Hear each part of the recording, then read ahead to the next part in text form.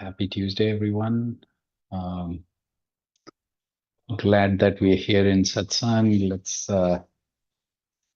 Uh, let's first go over the Satsang overview. Then um, just had a few thoughts on mental resilience, and then we can practice and wrap up with some interaction.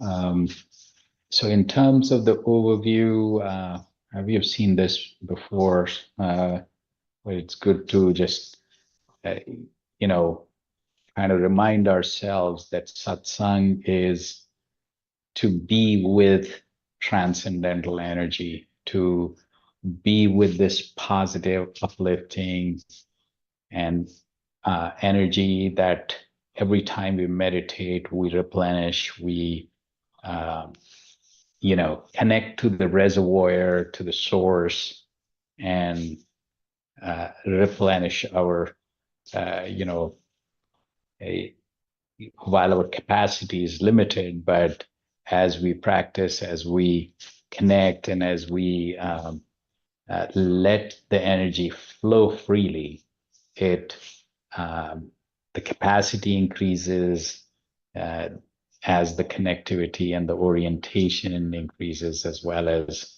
the depth and breadth and consistency of being able to recharge, being able to store, being able to utilize, you know, when needed.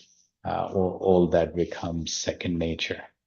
Um, so this meditation on transcendental energy is at the core, and to connect to it, eventually we have to enlighten the heart. So we need to connect inwards, inward orientation. So it's inner satsang, um, you know, stop the outward focus, stop the outward activities, and for the time being, just focus inwards.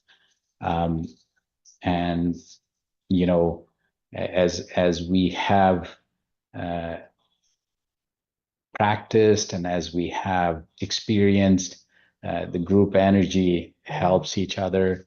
The collective energy is, the support group, the essence of, uh, you know, continuing to evolve spiritually in so many different ways.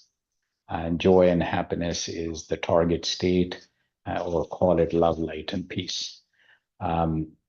So today, basically, I've been thinking, I think Arvindji talked about mental resilience a couple of weekends ago. And this is a topic that I want to focus on more.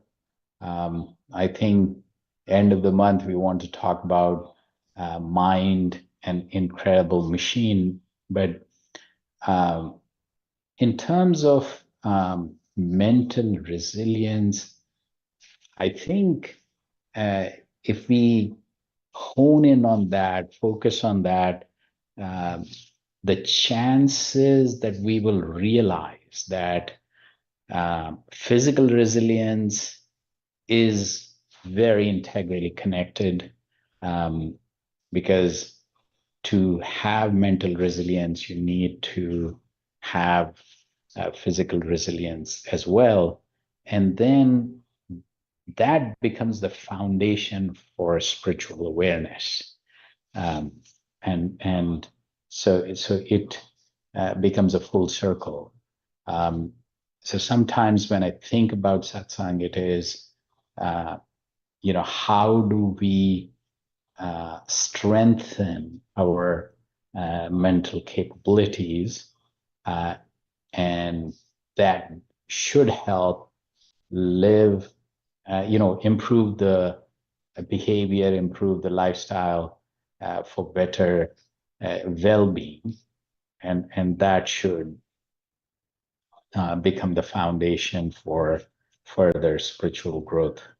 Um, so I was watching a TED talk, and someone who was researching um, uh, resilience in general at UPenn, um, you know, suddenly as life kind of takes its twists and turns, she actually um, got into a very personal situation and deep uh, grief. And um, so she then started applying some of the principles, and uh, obviously wasn't an easy journey.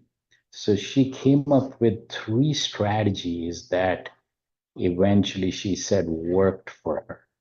So one uh, is to realize that uh, you know uh, it, to suffer is human, or suffering is part of uh, human experience.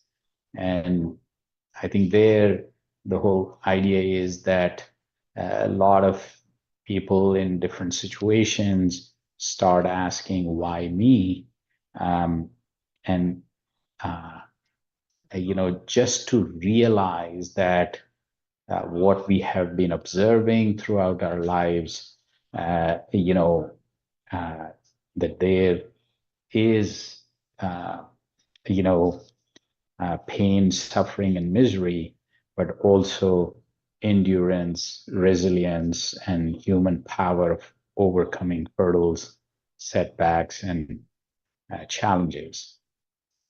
And the second strategy, which I think I could resonate fairly well, um,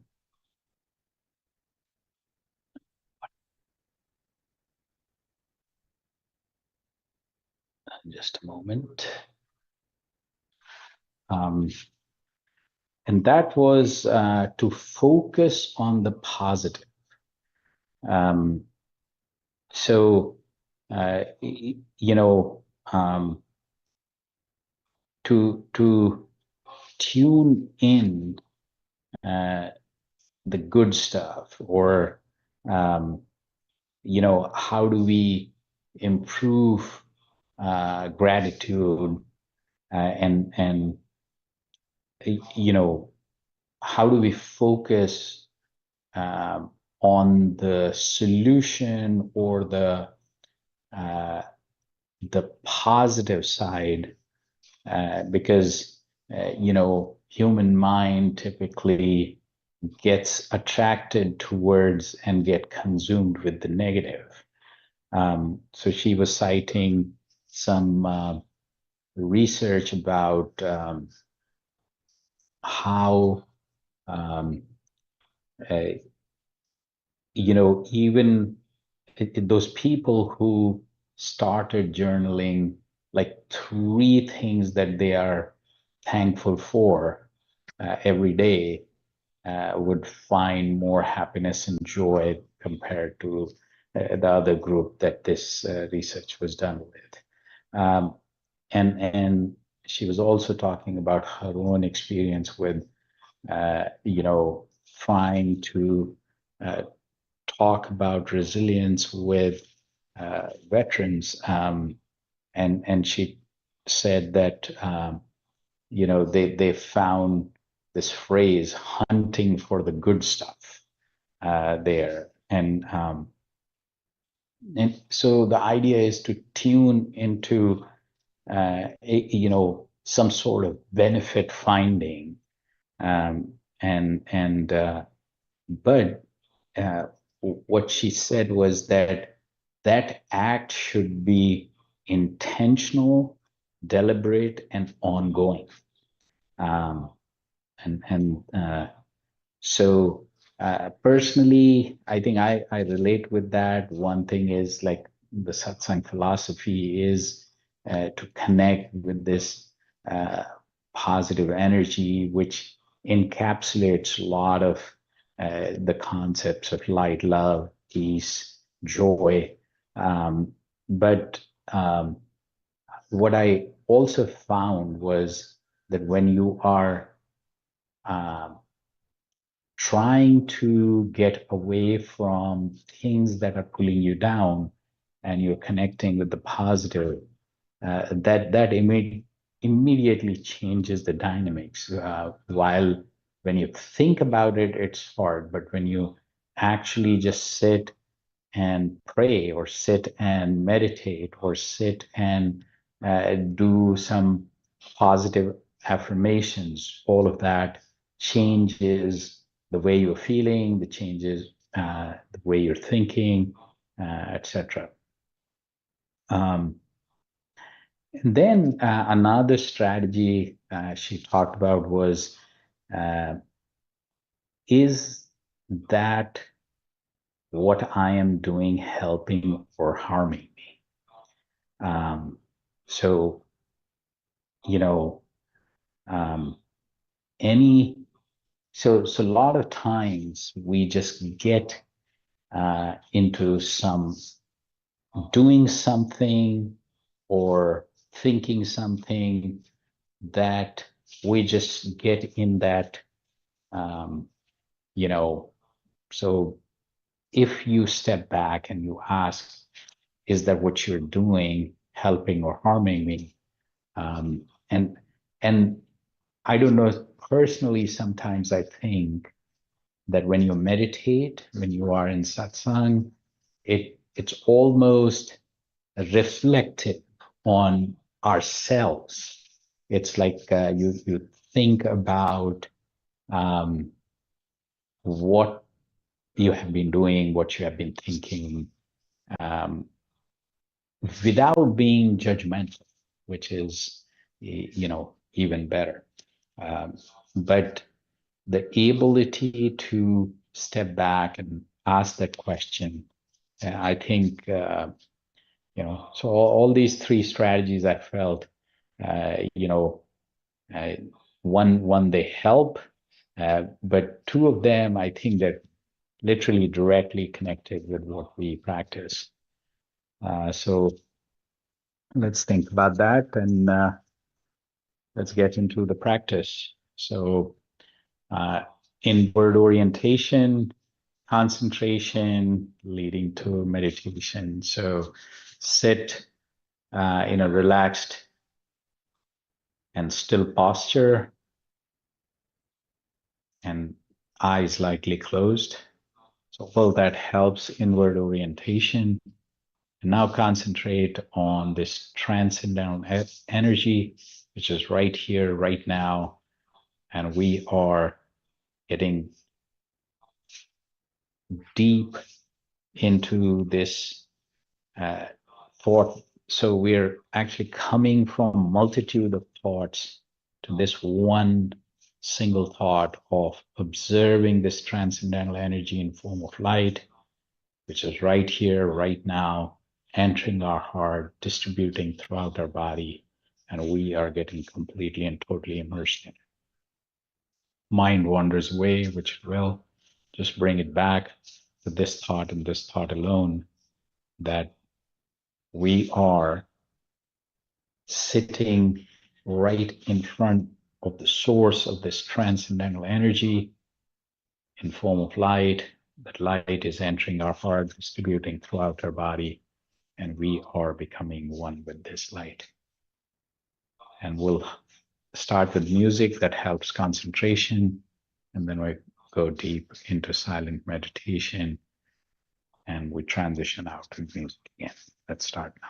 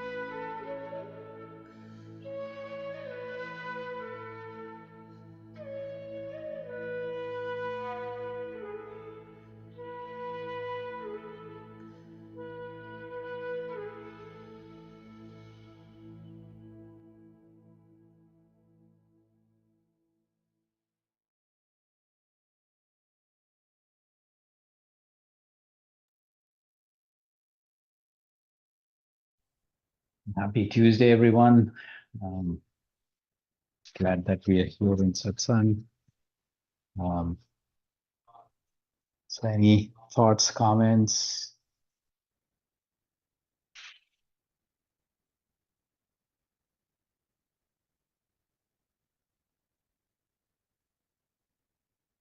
Would it be rich again? Okay, I'll bite. No. No, you made me think of a lot of the common messaging out there today about, positive manifestation, right? Initially, first recognize that life is suffering, then proactively, identify and focus on all those wonderful things. I had a friend that did what you did. You mentioned, so he did it for like 30 days, everything he could think of every single day. He swore by that practice. Uh, and what was the third bit again? It was kind of interesting that, just to think about what you're doing is harming or helping, Oh, right? And um, which uh, is pretty interesting. There was some examples of you kind of, when you are in that mode and you're getting consumed with grief or even for that matter any other emotion, um, you get in a practice of doing something which is actually not helpful. hmm. um, and Personally, what I found was that every time I get caught in a barrage of negativity or whatever, Mhm. what's happening really is, um, I wanted to connect to this transcendental energy all the time. I wanted to have a background thread that is always connected and I'm always getting replenished, or at least morning, evening, I'm doing that.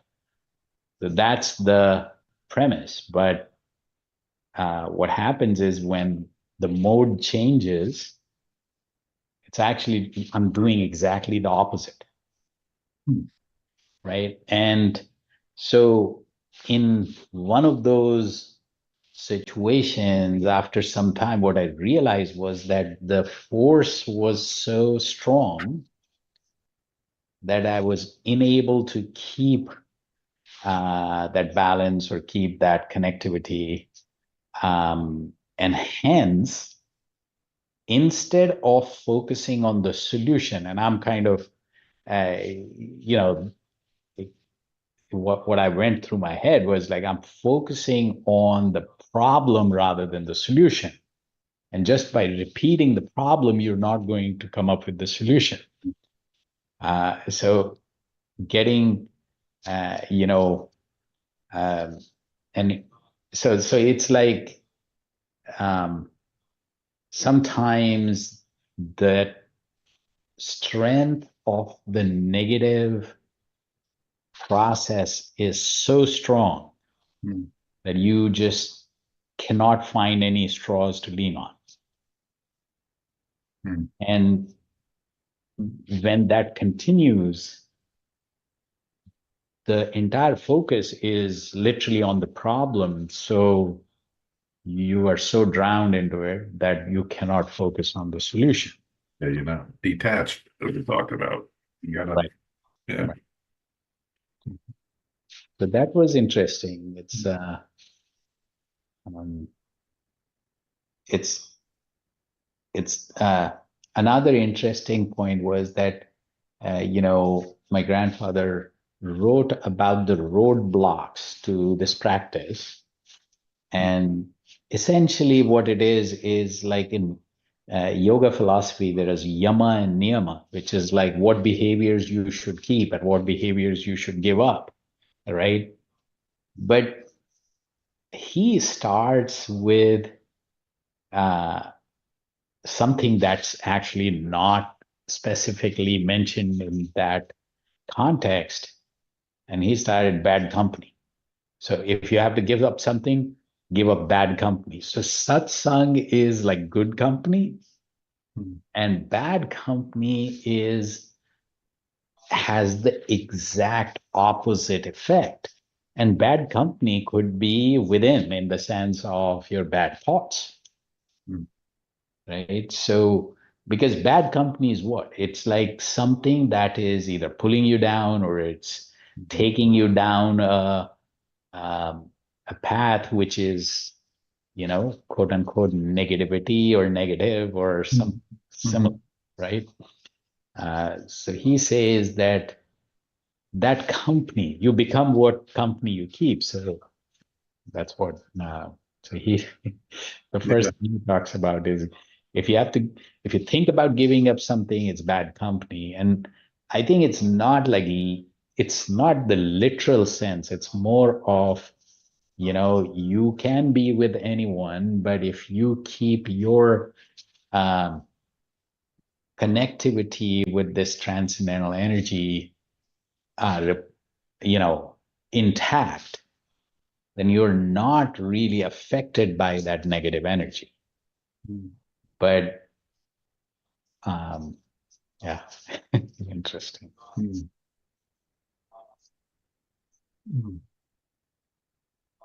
I think if you find yourself getting wound around the axe or too fixated on the problem, sometimes it helps to, I mean, mentally, but also maybe physically, move yourself out of it, get up, walk around,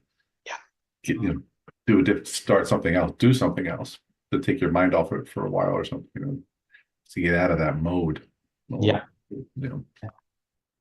Yeah, we all talk about that, right? It's probably part of mental resiliency in some way, shape, or form. So even if it's temporarily, you kind of shift your focus. Take a walk. Yeah.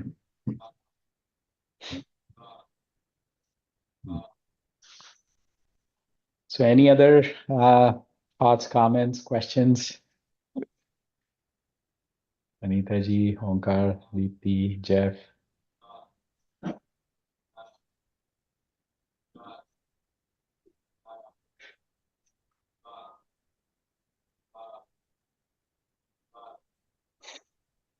Namaste, Vidya. Hello, everyone.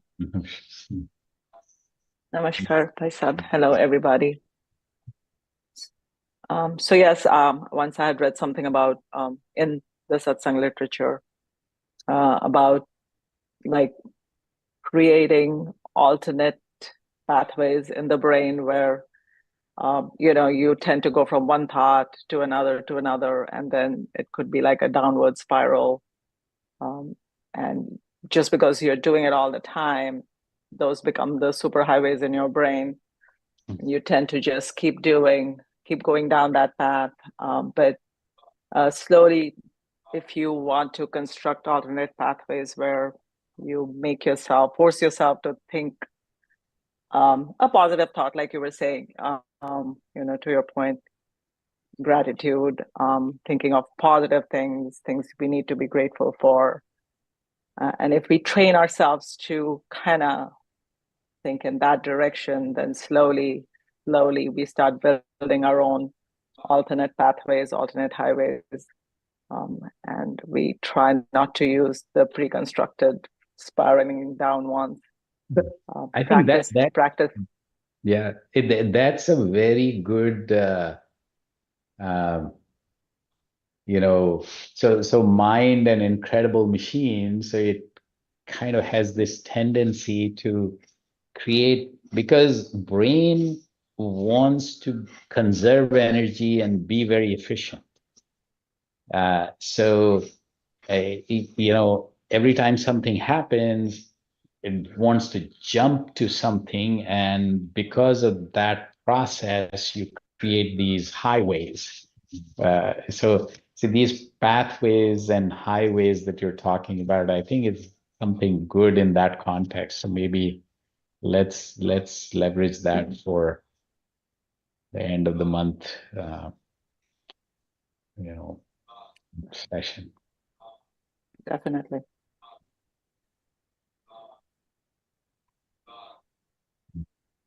It actually, that's what describes a habit, right?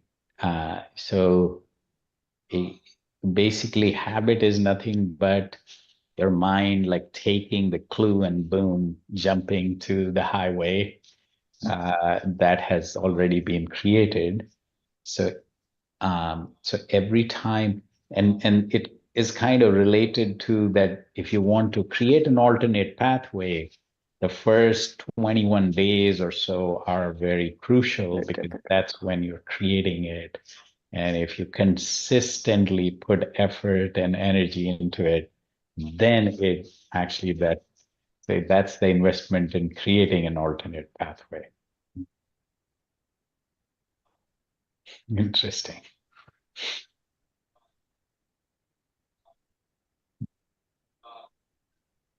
So Onkar, you were saying something?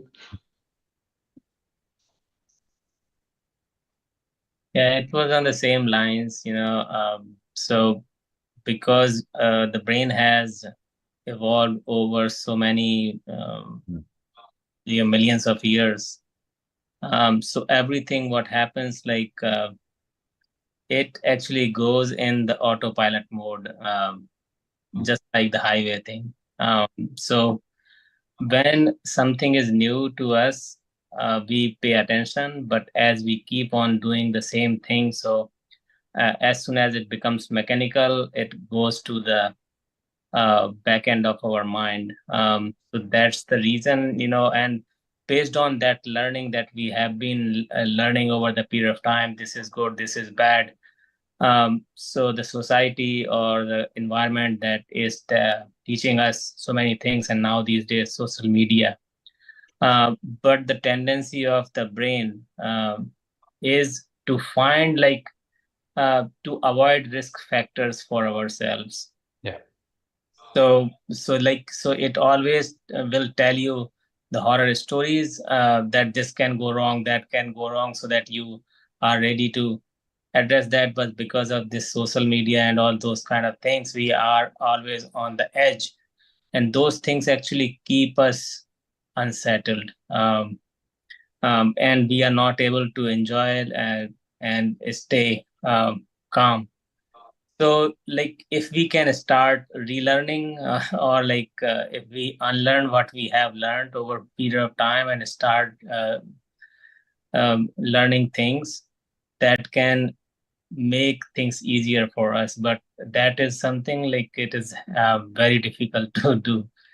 Especially like you cannot teach an old dog a new trick, kind of thing.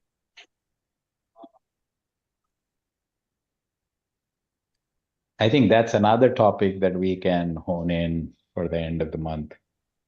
That, there is this um, almost like a genetic signature that we have evolved over a long period of time. And so one is this pathway concept. The other one is that the learned behavior, even genetically, um, and tie that into how mind kind of attracts negative scenarios um,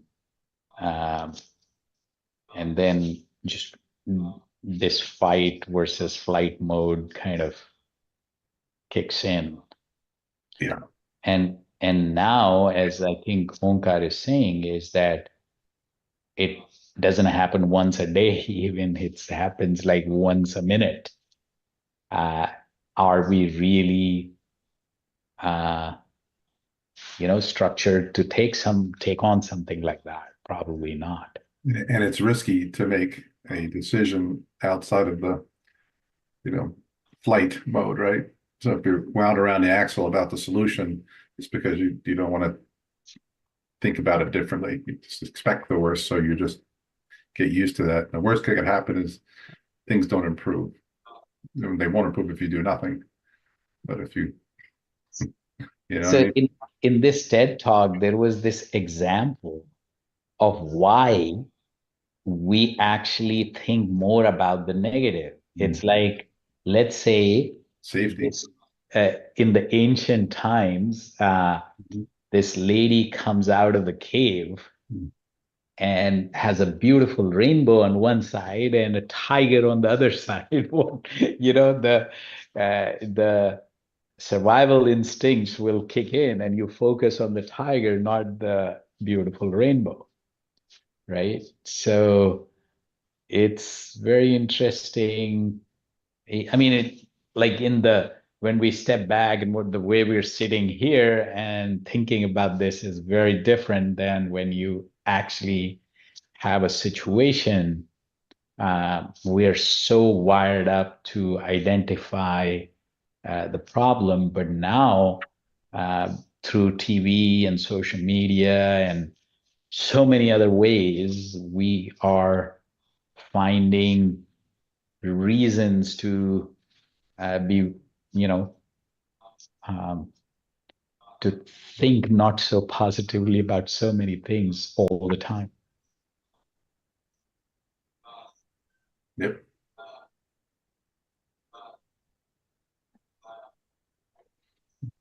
Wow. So this can become,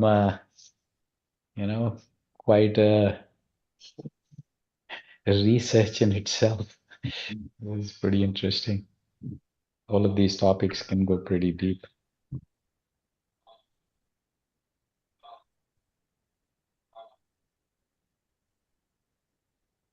All right.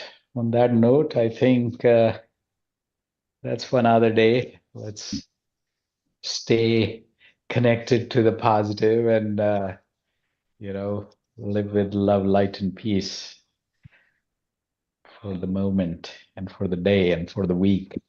So hopefully. So yeah, this Saturday I'll be actually in North Carolina at Lake Norman with my friends. And now that they are quote unquote old as I am, uh, so they want to actually attend. Some of them want to attend the meditation, so I'll be doing the meditation Saturday from there. Hopefully, I hope the connectivity and everything works. Hey, Sanjeev, is the invitation still extended? Because mine kind of fell off my calendar. Do it have an end date? It's just my reminder that every Saturday I log in there. So where do you find it? I know you sent it to me originally, I think, and I just Okay, I let me, I think it's the link yeah that I sent. I think that link always remains the same for now. yeah right. I'll send that again. Yeah, because if you cancel a specific date, that'll come off my calendar that way for some reason, Yeah, what I'm thinking is that the new website that we're working on, it'll be like you can just go there and find the information. So that'll be much easier. Well, don't worry about it. I can just copy and paste it. So, thank you. Yeah, hopefully, that website will come together soon. Yeah, I'll have a call tomorrow with Leanne to talk more about all that stuff, my friend. All right. All right. Bye. A good week ahead. We'll see you all soon. Oh, Take care. bye-bye. Bye now. Bye. Thank you. Bye. Bye-bye. Good night. Good night. Namaskar, Onkar, Deepti. Bye, Jeff. Thank you.